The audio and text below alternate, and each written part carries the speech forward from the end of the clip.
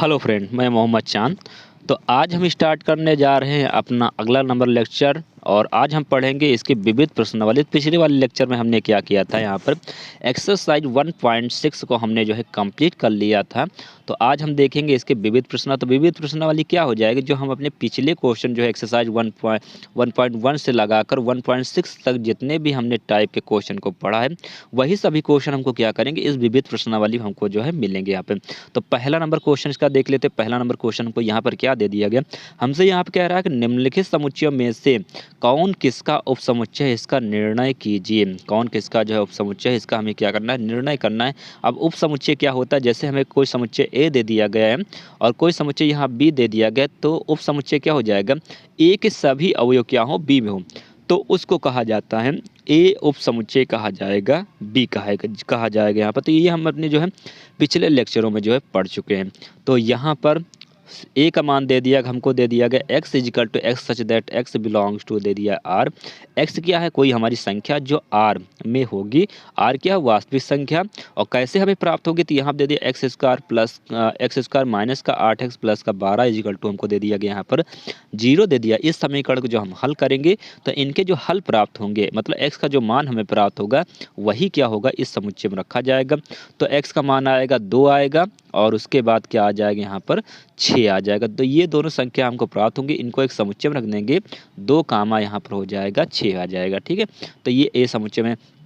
B वाले में हमको दे दिया अवयव, यहाँ पे दे दिया गया 2 4 6 दे दिया गया, और सी वाले में दे दिया है 2 4 6 8 दे दिया, और डी वाले में सिर्फ एक अवयव यहाँ पर 6 दे दिया गया। तो क्या ये कौन जो है किसका जो उपसमुच्चय, ये हमको यहाँ पर ज्ञात करना है। तो उसके लिए हम क्या करेंगे, यहाँ पर देखिए, यहाँ पर हमको क्या दिया था, इसमें उपसमुच्चय हमको यहाँ पर ज्ञात करना था। तो क्या ए बी का उपसमुच्चय होगा कि नहीं होगा। अब यहाँ देख रहे ए वाले को, और ए वाले में दे दिया गया ये हमको सब, और उसके बाद बी में दे दिया गया हमको यहाँ पर 2 4 6 यहाँ पर दे दिया गया। तो ए के सभी अवयव क्या है, बी में है, और बी के सभी अवयव क्या है, ए में नहीं है यहाँ पर। तो ये हम कह सकते हैं कि ए के सभी अवयव अगर बी में हैं और बी के सभी अवयव ए में नहीं हैं, तो ए ये हमारा जो है सब उपसमुच्चय होगा, हमारा किसका, बी का उपसमुच्चय होगा। उसके बाद ए सी का है क्या, तो यहाँ पर जो हम देख रहे हैं, तो इसमें हमें क्या दिख रहा है, इसमें ए में 2 6 है और सी में भी क्या है, 2 है और उसके बाद 6 है। तो ए के सभी अवयव सी में भी हैं, तो इसलिए ए जो है उपसमुच्चय सी का भी होगा। और उसके बाद क्या आ जाएगा हमारे पास, यहाँ पर इसमें अगला नंबर यहाँ पर दे दिया हमको, यहाँ पर देखिए बी में है 2 4 6 है, और उसके बाद सी में हमारे क्या दे दिया गए हैं, बी में 2 4 6 है, और सी में हमारे पास दे दिए गए यहाँ पर 2 4 6 8 दे दिया गया। तो बी के सभी लोग किस में हैं, सी में है, तो इसलिए बी हमारा हो जाएगा यहाँ पर, बी हो जाएगा उपसमुच्चय हो जाएगा यहाँ पर किसका, सी का हो जाएगा। और उसके बाद यहाँ पर ये जो डी दे दिया गया, यहाँ पर डी देखिए, डी क्या है, डी डी में सिर्फ एक अवयव है, वो कौन सा है हमारा, 6 है। यहाँ पर अगर 6 है तो देखिए डी यहाँ पर, डी का अवयव ए में भी है, तो डी उपसमुच्चय है ए का, ये लिख सकते हैं। और डी का यहाँ पर बी में भी है, तो डी उपसमुच्चय है बी का भी होगा। और उसके बाद क्या आ जाएगा, डी का सी में भी है, तो डी उपसमुच्चय हो जाएगा यहाँ पर हमारा सी का हो जाएगा। तो तीनों के लिए हो जाएगा ये हमारा डी वाला समुच्चय हो जाएगा। ठीक है, तो इस प्रकार से ये हमारा जो है क्वेश्चन फर्स्ट नंबर जो है कंप्लीट हो जाता है। सेकंड नंबर क्वेश्चन हमसे क्या कह रहा है, इसमें कह रहा है ज्ञात कीजिए कि निम्नलिखित में से प्रत्येक कथन सत्य है या असत्य है, यदि सत्य है तो उन्हें सिद्ध कीजिए, यदि असत्य है तो एक उदाहरण दीजिए। यहाँ पे देखिए कह रहा है एक एक्स जो है अवयव है, ए का एक अवयव है, और उसके बाद ए अवयव है, बी का अवयव है। तो एक्स अवयव क्या बी में होगा कि नहीं होगा, तो कैसे हम यहाँ पता लगाएंगे यहाँ पर।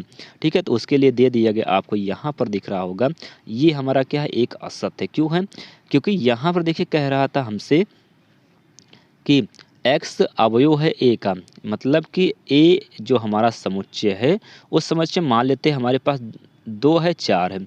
और उसके बाद क्या दे दिया गया यहाँ पर, उसके बाद दे दिया a अवयव है b का, मतलब इसका मतलब क्या है कि b जो है, a जो है b समुच्चय के अंदर है। ठीक है, इस प्रकार से यहाँ पर है। ठीक है, उसके बाद क्या कर लेंगे आगे चलकर हम, तो यहाँ पर इसमें जब इसको हम लिखेंगे तो ए में कौन कौन से थे, मंझला ब्रैकेट, उसके बाद 2 और उसके बाद क्या आ जाएगा 4 आ जाएगा। मतलब समुच्चय का समुच्चय यहाँ पर हो गया है। देखो मंझला ब्रैकेट अंदर भी लगा और उसके बाद बाहर भी लगा है। तो ये अवयव बी में कौन अवयव, इसको हम कहेंगे एक अवयव कहेंगे यहाँ पर। तो बी का जो अवयव होगा वो बी का अवयव हमारा होगा, कौन लोग होंगे यहाँ पर, ये यहाँ पर आ जाएगा हमारे पास 2 और उसके बाद जैसे हमने 4 माना था तो ये पूरा समुच्चय बी में होगा। बी में क्या होगा होगा। और ए में क्या था यहाँ पर, ए में 2 और उसके बाद 4 थे, ए में थे। तो देखिए ए में जो थे वो अवयव थे, यहाँ पे पूरा समुच्चय बी में है तो ये हमारा क्या हो जाएगा एक्स। तो एक्स ये देखिए ये 2 4 इसमें लिखा है तो इसमें 2 4 है मगर मंझले ब्रैकेट के अंदर है, तो इस वजह से हम कह सकते हैं एक्स जो है हमारा बी में नहीं होगा और ये लिखा हुआ जो है हमारा क्या है असत्य है। उसके बाद दूसरा नंबर क्वेश्चन में हमको दे दिया गया ए सबसेट ऑफ बी दे दिया। अब मान लेते हैं ए के अवयव हमारे हैं कौन कौन से हैं, 1 है 2 है और उसके बाद 3 है। और उसके बाद बी का जो हमारा समुच्चय है उसमें है 1 है 2 है 3 है 4 है, ये है। तो ए के सभी लोग क्या हमको मिल रहे हैं, बी में यहाँ पर हमको मिल रहे हैं यहाँ पर।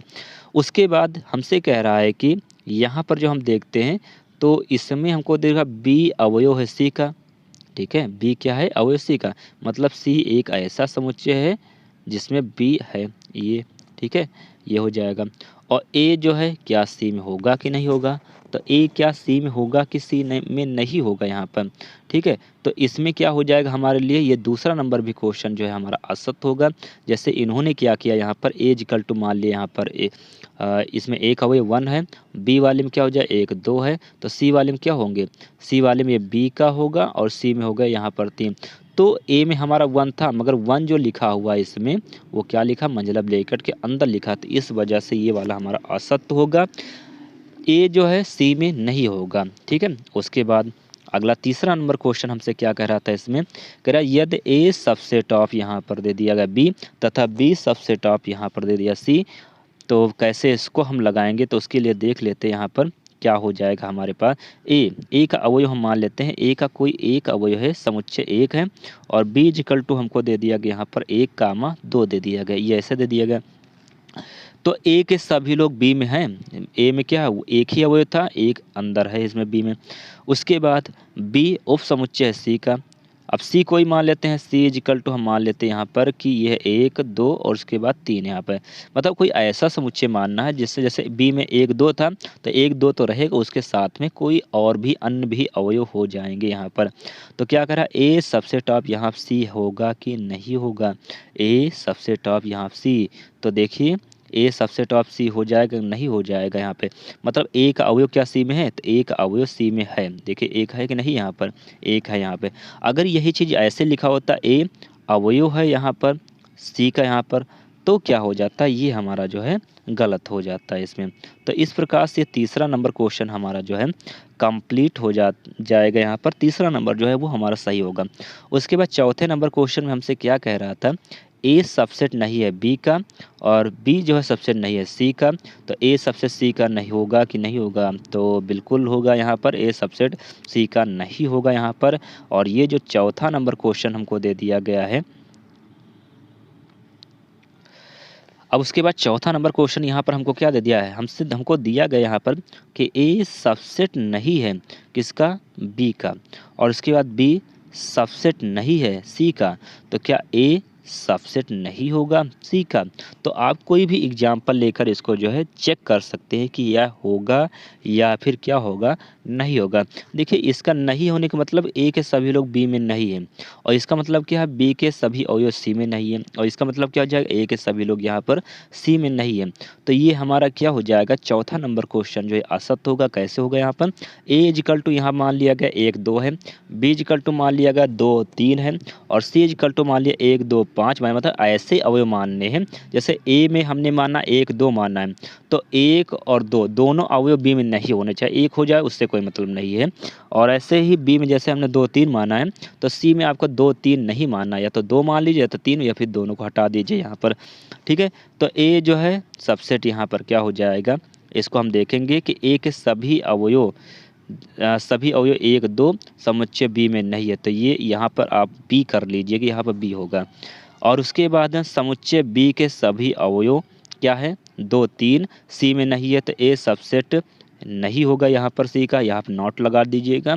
परंतु समुच्चय ए के सभी अवयव 1 2 समुच्चय सी में हैं तो ये हो सकता है, मतलब ये हो सकता है, नहीं पर भी हो सकता है और हो भी सकता है यहाँ पर।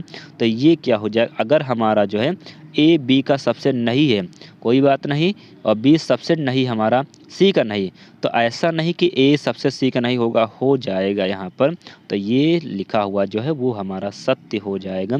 उसके बाद अगला नंबर 5वां नंबर क्वेश्चन हमको यहाँ पर दिया है कि एक्स बिलोंग्स टू, यहाँ पर दे दिया गया है ए, एक्स अवयव एक अवयव है जो क्या दे दिया गया यहाँ पर, एक्स अवयव है यहाँ पर ए में, और उसके बाद ए सबसेट नहीं है यहाँ पर बी में, और उसके बाद एक्स अवयव बी का होगा। ठीक है, देखिए एक्स अगर ए में है, ठीक है, और ए सबसेट बी, तो ए सबसेट बी का मतलब हो जाएगा यहाँ पर कि ए के सभी लोग नहीं होंगे, कुछ लोग हो भी सकते हैं। ठीक है, तो इसमें क्या हो जाएगा हमारे पास, ये हमारा 5वां नंबर क्वेश्चन जो दे दिया गया है, इसमें क्या लिखा हुआ है कि समुच्चय ए में मान लिया गया 1 2, समुच्चय बी में मान लिया 2 3 4 5 मान लिया गया। तो समुच्चय ए के अवयव 1 2 हैं, समुच्चय बी में नहीं है यहाँ पर। ठीक है, ये नहीं है। उसके बाद ए सबसेट बी का नहीं है, तो ये जो अवयव होगा हमारा, मतलब ये तो हमारा एक्स जो है ए में है, तो अगर एक्स हमारा एक है तो एक्स जो है कोई भी अवयव हो सकता है, एक्स का मान 1 या फिर एक्स का मान हमारा 2 हो सकता है, मतलब दोनों हो सकते हैं यहाँ पे, क्योंकि ए में क्या है 2 1 भी है, और उसके बाद यहाँ पे क्या है 2 भी है यहाँ पर जो है। तो ये जो है अगर एक किसी संख्या के लिए बात होती तब तो हो जाता है, यहाँ पर अगर संख्या के लिए बात होती तब हो जाता है, मगर एक्स क्या दे दिया गया यहाँ पर, एक चर राशि दे दिया गया, और चर राशि यहाँ पे जितने भी ए समुच्चय में होंगे सबके लिए जो है होगा यहाँ पर। तो ऐसे ही हमारा 5वां नंबर क्वेश्चन जो है हो जाएगा। और उसके बाद इसका 6वां नंबर क्वेश्चन कह रहा है कि यदि ए सबसेट नहीं है बी का तथा एक्स यहाँ पे अवयव नहीं है यहाँ पर बी का, तो एक्स यहाँ पर अवयव नहीं होगा हमारा ए में। ठीक है, एक्स सबसेट है बी का, मतलब ए के सभी लोग जो है बी में हैं। जैसे ए में हमारे पास है 1 है, बी में हमारे पास क्या है 1 और उसके बाद 2 है, तो ए के सभी लोग हमारे हैं बी में, तो इसको कहेंगे ए सबसेट ऑफ बी कहेंगे। और एक्स हमारा बी में नहीं है, तो क्या एक्स हमारा ए में भी नहीं होगा, देखिए इसका सबसेट है ये यहाँ पर, अगर एक्स हमारा ए में है, ठीक है, तो एक्स हमारा बी में भी होगा। ठीक, ऐसे यहाँ पर हो जाएगा। और यहाँ पे कह रहा है कि एक्स जो है अवयव नहीं है बी में हमारे नहीं है, तो क्या उसमें भी नहीं होगा कि नहीं होगा यहाँ पर। तो यहाँ पे देखिए ये लिखा है एक्स जो है बी में नहीं है, तो अगर बी में नहीं तो वो ए में भी बिल्कुल नहीं होगा, क्योंकि इनके सभी लोग इसमें हैं, पर इनके जरूरी नहीं कि इसमें सभी लोग हों। ठीक है, अगर इक्वल टू निशान लगा होता तो इसका मतलब ये, अगर ऐसा लगा होता ए के सभी लोग बी में हैं और बी के सभी लोग क्या हो जाती यहाँ पर ए में हो जाते, मगर इक्वल का निशान नहीं लगा, तो अगर बी में ज़्यादा अवयव हो जाएंगे यहाँ पर, क्योंकि इक्वल का साइन नहीं है यहाँ पर।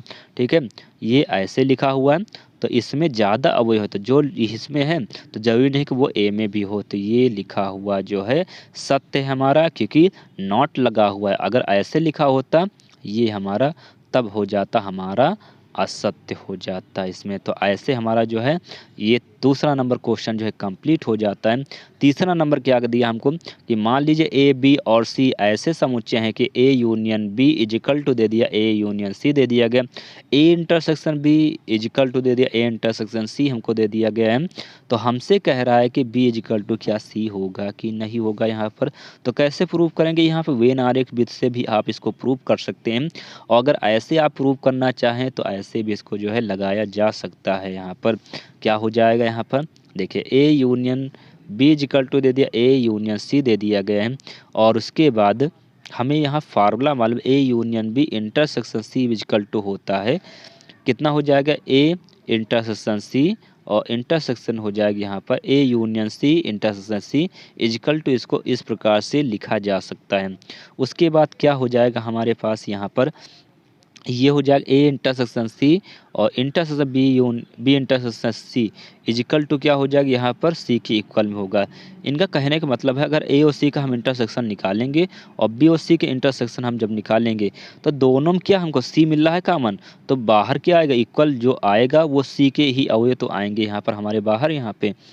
ठीक है। उसके बाद ए इंटरसेक्शन बी दिया है और यूनियन दे दिया हमको बी इंटरसेक्शन सी। तो इनका जब इंटरसेक्शन हम निकालेंगे तो ए इंटरसेक्शन सी और उसके बाद ए इंटरसेक्शन यहाँ पर बी, ये तो हमको दिया गया है।